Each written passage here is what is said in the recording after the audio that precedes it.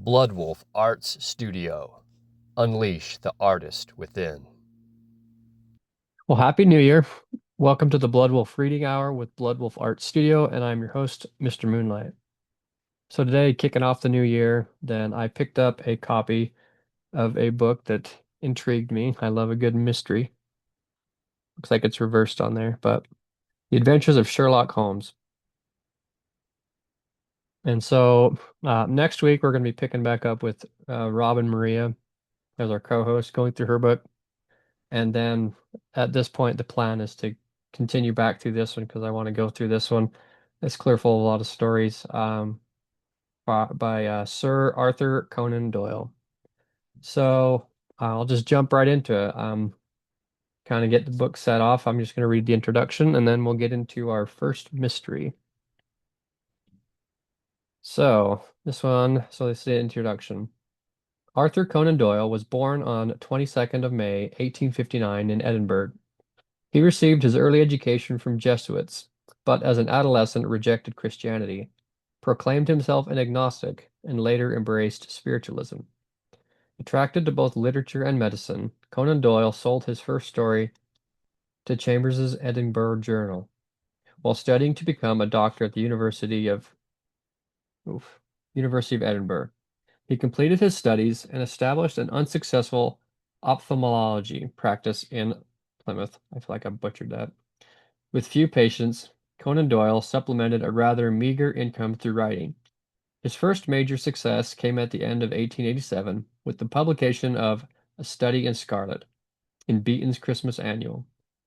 Published in book form the following summer, the short novel featured the first appearance of Sherlock Holmes. More works featuring the great detective soon followed, including the novel The Sign of Four in 1890 and the 12 stories that together comprise the adventures of Sherlock Holmes in 1892. By 1893, Conan Doyle had tired of Holmes and intended to concentrate on historical novels, killed off the character in a story entitled The Final Problem. However, in 1902, Conan Doyle bowed to public pressure and published a new Holmes novel, The Hound of the Baskervilles. That same year, he received a knighthood, in recognition not of his great literary creation, but for his work as a propagandist during the Boer War. Several more Sherlock Holmes books followed, the last being a collection of stories called The Case Book of Sherlock Holmes in 1927. On July 7th, 1930, Conan Doyle died at his home in Crowborough, Sussex. So a little bit of the background adventure of our author here. This book is titled The Adventures of Sherlock Holmes. So we will get into our first story, and I took a skim through it. I'll be reading this live for the first time. I actually have not read these before, but I skimmed through it, and there are three acts, and so this is only going to be 30 minutes of our Blood Wolf reading hour, and so we'll see if we can get through the whole story. Otherwise, we'll put a pause on it, and we'll pick it up um, next time. Okay. A Scandal in Bohemia. Oh, Act 1. To Sherlock Holmes, she is always the woman. I have seldom heard him mention her under any other name. In his eyes, she eclipses and predominates the whole of her sex. It was not that he felt any emotion akin to love for Irene Adler. All emotions, and that one particularly, were abhorrent to his cold, precise, but admirably balanced mind. He was, I take it, the most perfect reasoning and observing machine that the world has seen. But as a lover, he would have placed himself in a false position. He never spoke of the softer passions, save with a gibe and a sneer. They were admirable things for the observer, excellent for drawing the veil from men's motives and actions, but for the trained reasoner to admit such intrusions into his own delicate and finely adjusted temperament was to introduce a distracting factor which might throw a doubt upon all his mental results.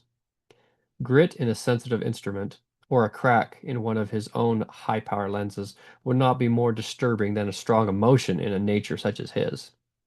And yet, there was but one woman to him, and that woman was the late Irene Adler, of dubious and questionable memory.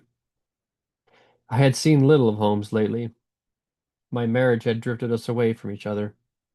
My own complete happiness and the home-centered interests which rise up around the man who first finds himself master of his own establishment were sufficient to absorb all my attention, while Holmes, who loathed every form of society with his whole Bohemian soul, remained in our lodgings in Baker Street, buried among his old books, and alternating from week to week between cocaine and ambition, the drowsiness of the drug, and the fierce energy of his own keen nature.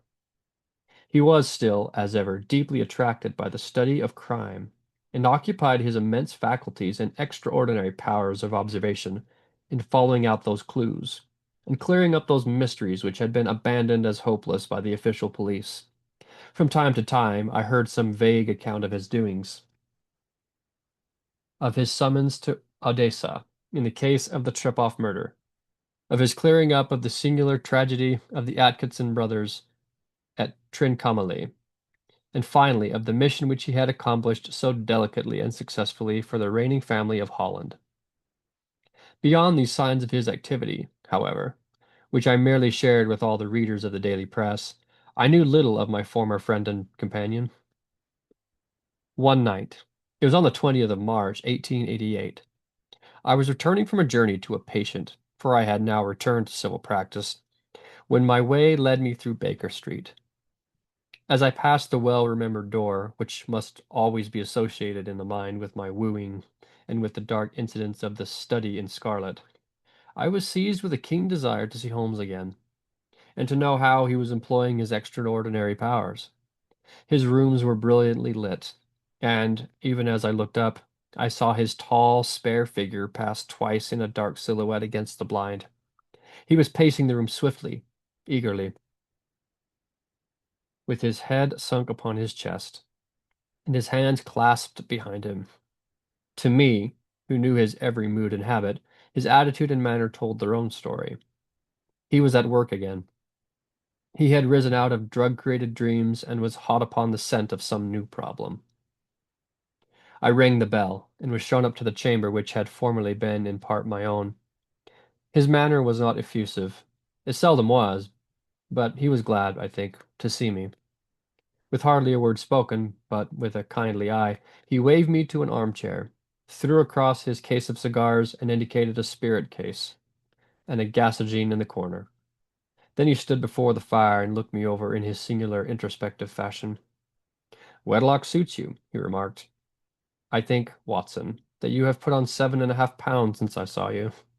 "7," I answered. "Indeed, I should have thought a little more. Just a trifle more, I fancy, Watson. And in practice again, I observe. You did not tell me that you intended to go into harness." "Then how do you know?" "I see it. I deduce it. How do I know that you have been getting yourself very wet lately, and that you have a most clumsy and careless servant girl?" "My dear Holmes," said I, "this is too much. You would certainly have been burned had you lived a few centuries ago. It is true that I had a country walk on Thursday and came home in a dreadful mess, but as I have changed my clothes, I can't imagine how you deduce it. As to Mary Jane, she is incorrigible, and my wife has given her notice. But there, again, I fail to see how you work it out." He chuckled to himself and rubbed his long, nervous hands together. "It is simplicity itself," said he. "My eyes tell me that on the inside of your left shoe, just where the firelight strikes it, the leather is scored by 6 almost parallel cuts. Obviously, they have been caused by someone who was very carelessly scraped around the edges of the sole in order to remove crusted mud from it. Hence, you see, my double deduction that you had been out in vile weather, and that you had a particularly malignant boot-slitting specimen of the London slavey. As to your practice, if a gentleman walks into my room smelling of iodoform, with a black mark of nitrate of silver upon his right forefinger, and a bulge on the right side of his top hat, to show where he has secreted his stethoscope, I must be dull indeed if I do not pronounce him to be an active member of the medical profession." I could not help laughing at the ease with which he explained his process of deduction. "When I hear you give your reasons," I remarked, "the thing always appears to me to be so ridiculously simple that I could easily do it myself. Though at each successive instance of your reasoning, I am baffled until you explain your process. And yet I believe that my eyes are as good as yours. Quite so, he answered, lighting a cigarette and throwing himself down into an armchair. You see, but you do not observe. The distinction is clear. For example, you have frequently seen the steps which lead up from the hall to this room. Frequently. How often? Well, some hundreds of times. Then how many are there? How many? I don't know. Quite so, you have not observed, and yet you have seen. That is just my point. Now, I know that there are 17 steps because I have both seen and observed. By the way, since you are interested in these little problems, and since you are good enough to chronicle one or two of my trifling experiences, you may be interested in this. He threw over a sheet of thick, pink-tinted notepaper which had been lying open upon the table. It came by the last post, said he. Read it aloud. Then he stood before the fire. The note was undated, and without either signature or address. There will call upon you tonight at 7:45, it said. A gentleman who desires to consult you upon a matter of the very deepest moment. Your recent services to one of the royal houses of Europe have shown that you are one who may safely be trusted with matters which are of an importance which can hardly be exaggerated. This account of you we have from all quarters received. But in your chamber then at the hour, be in your chamber then at the hour, and do not take it amiss if your visitor wear a mask. This is indeed a mystery, I remarked. What do you imagine that it means? I have no data yet. It is a capital mistake to theorize before one has data. Insensibly, one begins to twist facts to suit theories, instead of theories to suit facts. But the note itself, what do you deduce from it? I carefully examined the writing, and the paper upon which it was written. The man who wrote it was presumably well-to-do, I remarked, endeavoring to imitate my companion's process. Such paper could not be bought under half a crown a packet. It is peculiarly strong and stiff. Peculiar. That is the very word, said Holmes. It is not an English paper at all. Hold it up to the light. I did so, and saw a large E with a small g, a P, and a large G with a small t woven into the texture of the paper. What do you make of that? Asked Holmes. The name of the maker, no doubt. Or his monogram, rather. Not at all. The G with the small t stands for Gesellschaft, which is the German for the which is the German for company. It is a customary contraction like our CO, or P, of course, stands for Papier. Now for the EG, let us glance at our Continental Gazetteer. He took down a heavy brown volume from his shelves. Eglau Eglonitz. Here we are. Egria. It is in a German-speaking country, in Bohemia, not far from Karlsbad, remarkable as being the scene of death of Wallenstein, and for its numerous glass factories and paper mills. Ha ha, my boy. What do you make of that? His eyes sparkled, and he sent up a great blue triumphant cloud from his cigarette. Their paper was made in Bohemia, I said.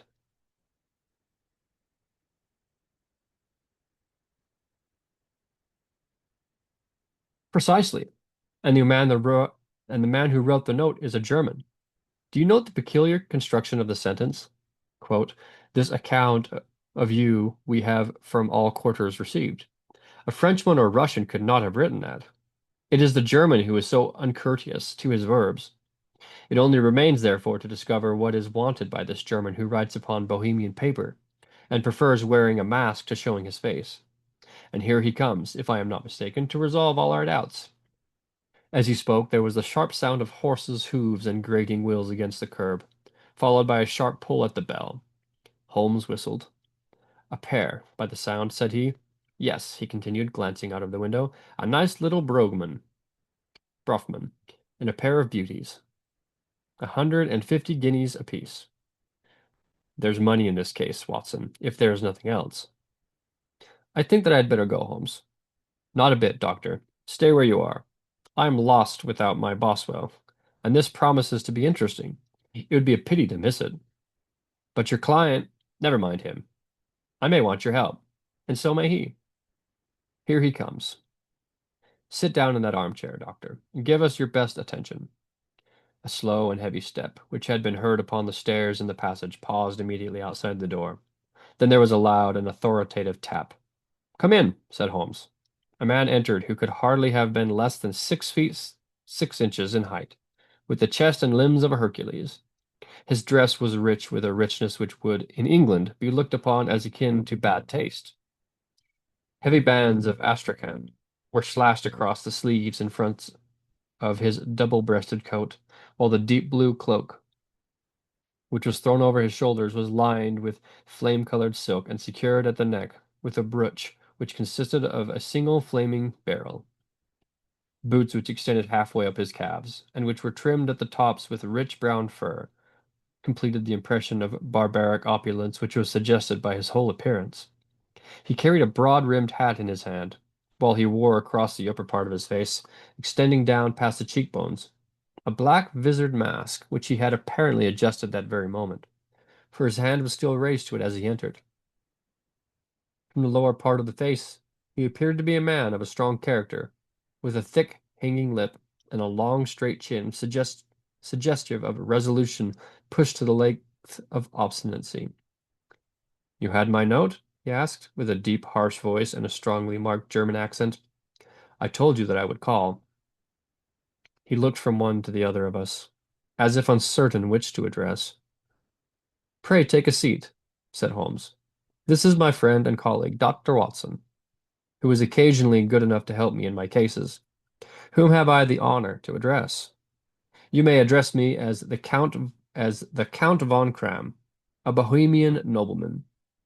I understand that this gentleman, your friend, is a man of honor and discretion, whom I may trust with a matter of the most extreme importance. If not, I should much prefer to communicate with you alone." I rose to go, but Holmes caught me by the wrist and pushed me back into my chair. "It is both or none," said he. "You may say before this gentleman anything which you may say to me." The Count shrugged his broad shoulders. "Then I must begin," said he, "by binding you both to absolute secrecy for 2 years. At the end of that time the matter will be of no importance. At present, it is not too much to say that it is of such weight it may have an influence upon European history." "I promise," said Holmes. "And I." "You will excuse this mask," continued our strange visitor. "The august person who employs me wishes his agent to be unknown to you, and I may confess at once that the title by which I have just called myself was not exactly my own." "I was aware of it," said Holmes dryly. "The circumstances are of great delicacy, and every precaution has to be taken to quench what might grow to be an immense scandal, and seriously compromise one of the reigning families of Europe.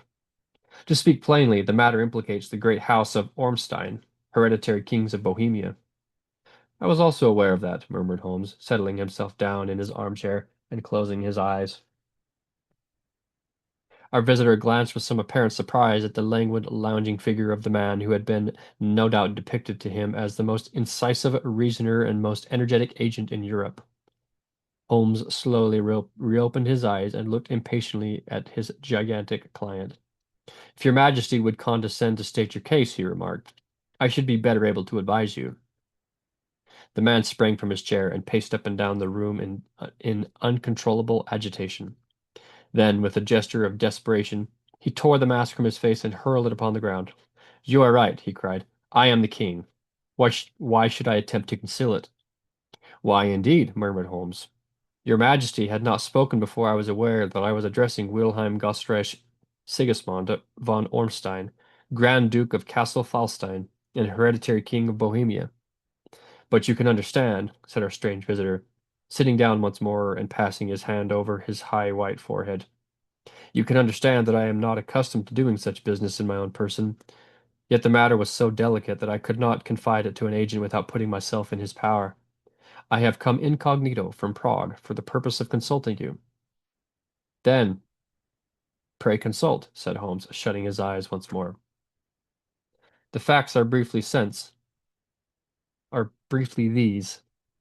Some 5 years ago, during a lengthy visit to Warsaw, I made the acquaintance of the well-known adventuress, Irene Adler. The name is no doubt familiar to you." "Kindly look her up in my index, doctor," murmured Holmes, without opening his eyes. "For many years He had adopted a system of docketing all paragraphs concerning men and things, so that it was difficult to name a subject or a person on which he could not at once furnish information. In this case, I found her biography sandwiched in between that of a Hebrew rabbi and that of a staff commander who had written a monograph upon the deep sea fishes. Let me see, said Holmes. Hum. Born in New Jersey, in the year of 1858. Contralto. Hmm. La Scala. Hmm. Prima donna Imperial Opera of Warsaw. Yes. Retired from operatic stage. Ha. Living in London. Quite so. Your Majesty, as I understand, became entangled with this young person, wrote her some compromising letters, and is now desirous of getting those letters back. Precisely so. But how? Was there a secret marriage? None. No legal papers or certificates? None. Then I fail to follow, Your Majesty. If this young person should produce her letters for blackmailing or other purposes, how is she to prove their authenticity? There is the writing. Pooh, pooh. Forgery. My private notepaper. Stolen. My own seal. Imitated. My photograph. Bought. We were both in the photograph. Oh dear, that is very bad. Your Majesty has indeed committed an indiscretion. I was mad, insane. You have compromised yourself seriously. I was only crown prince then. I was young. I am but 30 now. It must be recovered. We have tried and failed. Your Majesty must pay. It must be bought. She will not sell. Stolen then. 5 attempts have been made. Twice burglars in my pay ransacked her house. Once we diverted her luggage when she traveled. Twice she has been waylaid. There has been no result. No sign of it? Absolutely none. Holmes laughed. It is quite a pretty little problem, said he. But a very serious one to me, returned the king reproachfully. Very indeed. And what does she propose to do with the photograph? To ruin me. But how? I am about to be married. So I have heard. To Clotilde Lotham, von Saxe-Meiningen, second daughter of the King of Scandinavia. You may know the strict principles of her family. She is herself the very soul of delicacy. A shadow of a doubt as to my conduct would bring the matter to an end. And Irene Adler threatens to send them the photograph, and she will do it. I know that she will do it. You do not know her, but she has a soul of steel. She has the face of the most beautiful of women, and the mind of the most resolute of men. Rather than I should marry another woman, there are no lengths to which she would not go. None. You are sure that she has not sent it yet? I am sure. And why? Because she has said that she would send it on the day when the betrothal was publicly proclaimed. That will be next Monday. Oh, then we have 3 days yet, said Holmes with a yawn. That is very fortunate, as I have one or two matters of importance to look into just at present. Your Majesty will, of course, stay in London for the present? Certainly. You will find me at the Langham, under the name of the Count von Kram. Then I shall drop you a line to let you know how we progress. Pray do so. I shall be all anxiety. Then, as to money, you have carte blanche. Absolutely. I tell you that I would give one of the provinces of my kingdom to have that photograph. And for present expenses? The king took a heavy chamois leather bag from under his cloak and laid it on the table. There are 300 pounds in gold and 700 in notes, he said. Holmes scribbled a receipt upon a sheet of his notebook and handed it to him. And mademoiselle's address? He asked. Is Bryony Lodge, Serpentine Avenue, St. John's Wood. Holmes took note of it. One other question, said he. Was the photograph a cabinet? It was. Then, good night, Your Majesty, and I trust that we shall soon have some good news for you. And good night, Watson, he added, as the wheels of the Royal Brougham rolled down the street. If you will be good enough to call tomorrow afternoon at 3 o'clock, I should like to chat this little matter over with you. End of Act 1. Let's see. Okay.